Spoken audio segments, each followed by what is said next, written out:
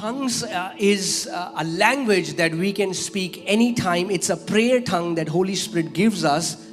And many people call these people weird and call them that, they are blabbering, or they call it gibberish. और कुछ लोग ये मानते हैं कि अन्य भाषा वो भाषा है पवित्र आत्मा की ओर से प्रार्थना करने के लिए दी गई है, और कुछ लोग कहते हैं कि ऐसा करने वाले लोग थोड़े पागल हैं और कुछ भी बड़बड़ाते रहते हैं. Okay, so the reason why there is so much of confusion in the body of Christ regarding tongues is because we are imposing the same set of rules on the different manifestations of tongues. और इतनी सारी समस्याएं इसीलिए हैं मसीह की देह में इस मुद्दे को लेकर के, क्योंकि हम एक ही तरह के नियम अलग अलग तरह के आत्मा के जो प्रकटीकरण है अन्य भाषा के उस पर लागू करते हैं. Now please hear carefully that I have what I'm about to tell you. अब ध्यान से सुनना जो मैं बताने वाला हूँ. The Bible talks about diversities of tongues. Bible बात करती है भिन्न भिन्न प्रकार की अन्य भाषाओं की. Different kinds of tongues. अलग अलग तरह की अन्य भाषा. And if you understand the manifestation or the operation of different kinds of tongues, there would be no confusion. The Bible is very clear. और अगर आप इन भिन्न भिन्न प्रकार की भाषाओं का प्रकटीकरण समझेंगे बाइबल के मुताबिक, जो कि बहुत स्पष्ट है बाइबल में, तो फिर कोई परेशानी नहीं होगी. Okay, so I'm going to tell you the diversities of tongues. There are mainly 4 kind of different operations of tongues in the Bible. So मुख्य प्रकार से 4 तरह के उसके प्रकटीकरण हैं जो अन्य भाषा के हम देखते हैं वचन के मुताबिक. You can see that on the screen. It's tongues for personal edification. पहला है व्यक्तिगत उन्नति के लिए अन्य भाषा. Okay, so that's the first, tongues for personal edification. व्यक्तिगत उन्नति के लिए अन्य भाषा. The second is tongues for interpretation. दूसरा है अनुवाद के लिए अन्य भाषा. Third is tongues for deep intercessory groaning. तीसरा है गहरे रूप से मध्यस्थी करने के लिए अन्य भाषा. And the fourth is tongues as a sign to the unbelievers. और चौथा है अविश्वासियों के लिए चिन्ह के स्वरूप में दी गई अन्य भाषा. Let's go to 1 Corinthians chapter 14. For he who speaks in a tongue does not speak to men. I want you to stop there. I want you to underline it and hear and understand what Apostle Paul is saying. जब मैं पहली बात पढ़ रहा हूं, क्योंकि जो अन्य भाषा में बातें करता है वह मनुष्यों से नहीं परंतु परमेश्वर से बातें करता है. मैं चाहता हूं आप इसको अंडरलाइन कर लें और समझे वचन जो कह रहा है. So Apostle Paul is talking about the first operation of tongues, that is tongues for personal edification. पौलुस प्रेरित यहाँ पर बात कर रहे हैं अन्य भाषा का जो पहला काम है उसके विषय में, जो अन्य भाषा व्यक्तिगत उन्नति के लिए दी गई है. Okay, so Apostle Paul is saying that anybody who speaks in a tongue does not speak to men but to God. और प्रेरित पौलुस कह रहे हैं जो कोई अन्य भाषा में बोलता है वो इंसान से बात नहीं कर रहा, परमेश्वर से बात कर रहा है. For no one understands him. I want you to underline this line. No one understands him. क्योंकि कोई भी उसे नहीं समझता. कृपया इसको अंडरलाइन कर लें कि कोई भी उसे नहीं समझता. So Apostle Paul is not talking about you speaking in a foreign language that you are not aware of and that person understanding you. Apostle Paul is saying in this operation of tongues you are not talking to men but you're talking to God because no one understands you. और पौलुस प्रेरित ये नहीं कह रहे कि तुम एक ऐसी भाषा बोलोगे जो कोई और समझेगा, लेकिन वो ये कह रहे हैं कि तुम ऐसी भाषा बोलोगे जो कोई मनुष्य नहीं समझेगा, क्योंकि तुम इंसान से नहीं परमेश्वर से बात कर रहे हो. Now the question comes, if nobody will understand what that person is saying, then why is this operation of tongues required? तो फिर सवाल ये उठता है, अगर कोई इंसान नहीं समझेगा कि ये क्या बोल रहा है अन्य भाषा में, तो फिर इसकी जरूरत ही क्या है?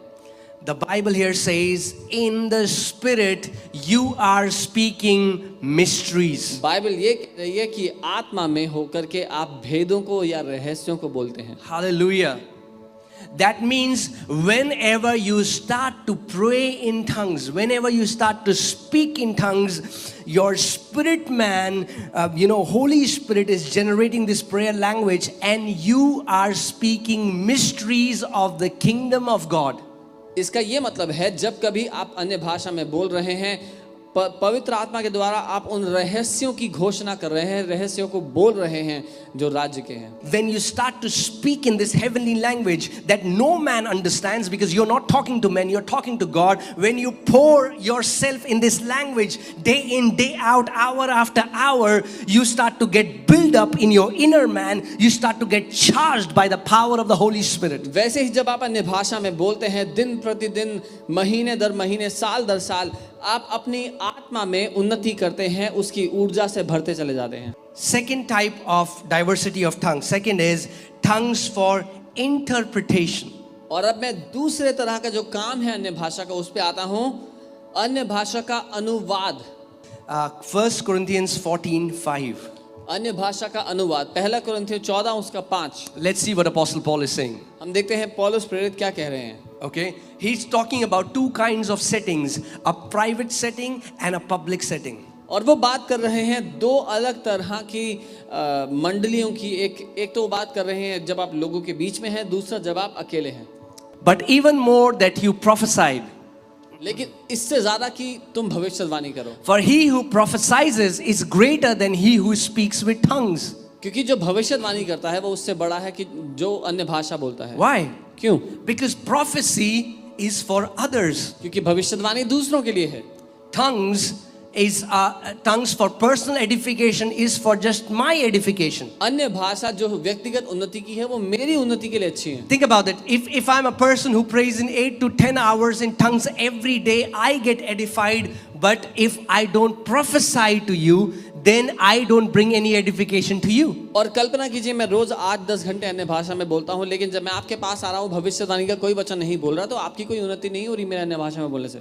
But if you prophesy, then you will start becoming a blessing to the body of Christ. लेकिन उससे भी ज्यादा जब तुम भविष्यवाणी करना भी शुरू कर दोगे तो परमेश्वर की कलीसिया के लिए भी उन्नति करोगे. Right.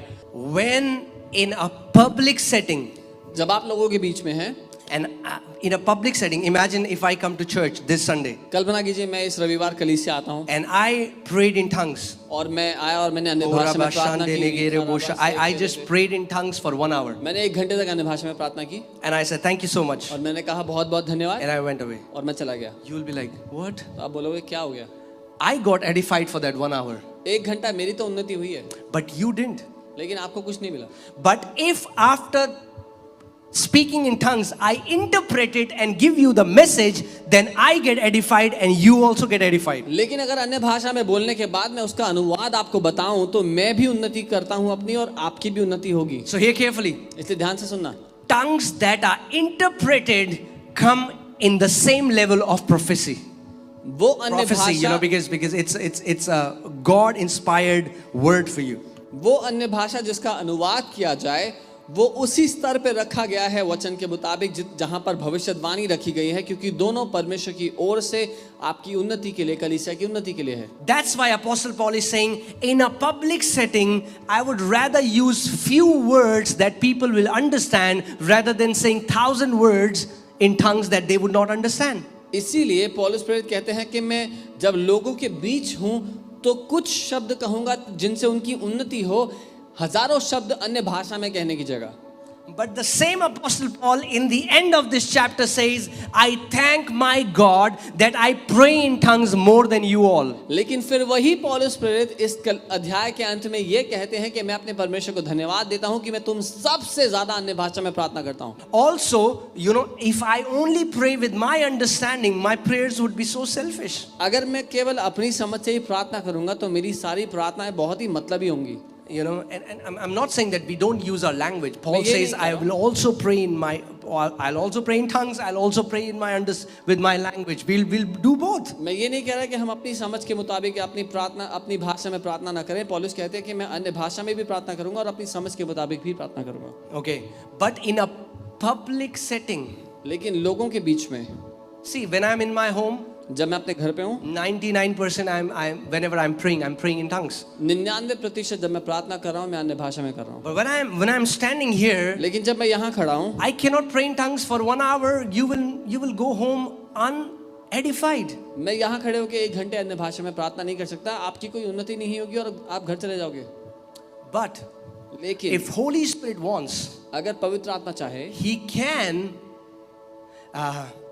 He can stir my heart and give me a word in tongues and then give the interpretation for it. तो वो मेरे हृदय को उजागर करके मुझे वो अन्य भाषा में प्रार्थना करने के लिए और उसके साथ उसका अनुवाद दे सकता है.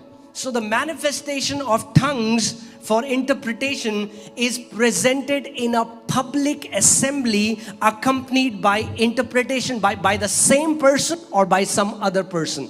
So अन्य भाषा का जो अनुवाद है वो कैसे कार्य करता है. जब आप लोगों के बीच में हैं तब जब आप अन्य भाषा बोल रहे हैं या तो आप स्वयं उसका अनुवाद करेंगे या फिर और कोई व्यक्ति उसका अनुवाद करेगा. The third diversity of tongues is tongues for deep intercessory groaning. और तीसरी प्रकार की अन्य भाषाएं वो गहरे हृदय से जब मध्यस्थी करते हैं तब. Okay, and again it's for our personal setting. और ये भी तब के लिए है जब हम अकेले हैं.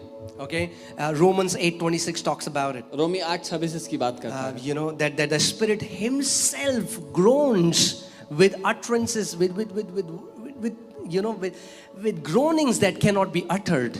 कि वो आत्मा स्वयं ही गिड़गिड़ाहट के साथ उन प्रार्थनाओं को करता है जिनको बयान नहीं किया जा सकता. Even we saw how Jesus said that to Peter. Peter, Satan has asked permission to sift you like wheat, but I prayed for you 3 times. So we see that we can become those people who can pull people out of the clutches of Satan, people who are bound for destruction, people who are bound for death. God can partner with you to bring that person out of that destruction. और हम देखते हैं यीशु ने पतरस से कहा कि शैतान ने तुझे गेहूं की तरह रौंद देने के लिए 3 बार मांगा, पर मैंने तेरे लिए प्रार्थना की. जब हम मध्यस्थी करते हैं हम लोगों को शैतान के चंगुल से छुड़ा ला सकते हैं जब हम उनके लिए मध्यस्थी करते हैं. And the beautiful thing is that you may be even groaning for situations that you don't know.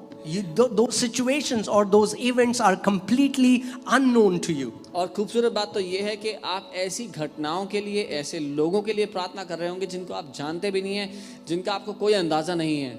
So now we'll see the fourth diversity of tongues. और चौथा जो कार्य है अन्य भाषाओं that is tongues as a sign to the unbeliever. और वो है अविश्वासी के लिए एक चिन्ह के स्वरूप में अन्य भाषा.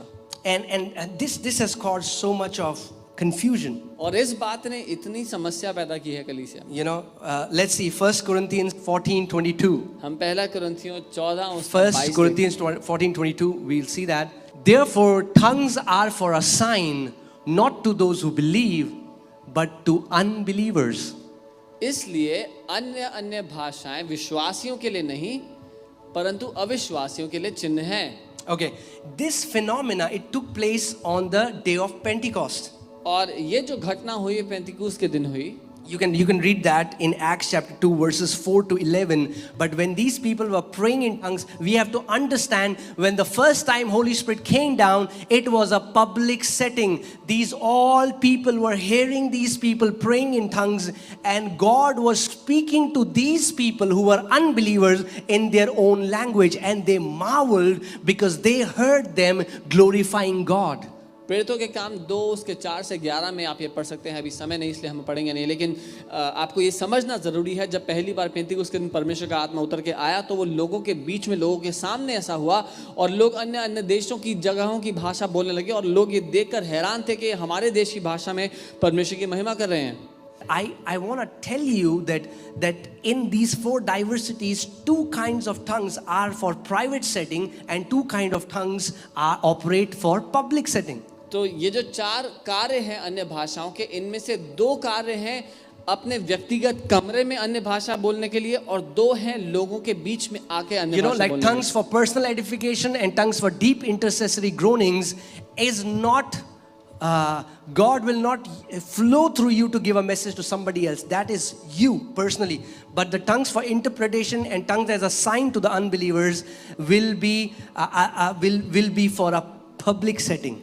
और जो पहला है यानी कि व्यक्तिगत उन्नति के लिए प्रार्थना और गहरे हृदय से मध्यस्थी की प्रार्थना, ये दोनों परमेश्वर आपको आपके लिए देता है जब आप अपने प्रार्थना कक्ष में हो या अकेली जगह पर हो। लेकिन जो अनुवाद है और अविश्वासियों के लिए चिन्ह है, वो स्वरूप आपको दिया जाता है जब आप लोगों के बीच में हो। इसलिए So when Holy Spirit comes to live in you, the Spirit of God brings His prayer language. तो जब पवित्र आत्मा आप में रहने के लिए आता है तो वो प्रार्थना की भाषा लेकर के आता है। Because think about it, if Holy Spirit had to pray through your language, which is limited, and your understanding, which is limited, then Holy Spirit will also have to pray limited prayers through you. क्योंकि कल्पना कीजिए, अगर पवित्र आत्मा को आपकी भाषा में आपके साथ प्रार्थना करनी होती तो आपकी भाषा जो सीमित है और आपकी समझ जो कि सीमित है, उसके मुताबिक पवित्र आत्मा को भी सीमित प्रार्थना करनी पड़ती। But when this is in the last Sunday we saw how this is the eternal wisdom of Godhead, how Holy Spirit bypasses your mind and connects your spirit to the mind of God so that you become a partner releasing or decreeing heaven on the earth. So when you are speaking in tongues, you are actually releasing mysteries, declarations, the plans of God, the purposes of God on this earth. और पिछले रविवार हमने देखा कैसे ये परमेश्वर की वो अनंत की बुद्धि है जिसके मुताबिक उसने पवित्र आत्मा को हमारे पास भेज दिया। और अब जब हम पवित्र आत्मा के साथ मिलकर के अन्य भाषाओं में प्रार्थना करते हैं तो हम वो डिक्लेरेशन, वो घोषणाएं करते हैं, परमेश्वर की योजनाओं की घोषणाएं करते हैं, परमेश्वर जो चाहता है पृथ्वी पे करना उसको कहते हैं। That's why never think that you're wasting time praying in tongues. इसलिए कभी भी मत सोचना कि मैंने समय बर्बाद कर दिया अन्य भाषा में प्रार्थना करके। Externally you're not seeing anything, but internally you are getting charged. Your inner man is getting built up. बाहरी रूप से आपको कुछ नजर नहीं आ रहा, लेकिन अंदरूनी रूप से आपका जो भीतरी मनुष्य है वो ऊर्जा से भर रहा है परमेश्वर के अभिषेक से। Hallelujah. I pray that let it become your lifestyle to pray in tongues. Let it become your lifestyle to speak mysteries hour after hour, hour after hour, day in, day out. मेरी ये प्रार्थना है कि अन्य भाषा में बोलना आपकी जीवन शैली बन जाएगी। घंटे दर घंटे आप अन्य भाषा में बोलते चले जाएंगे।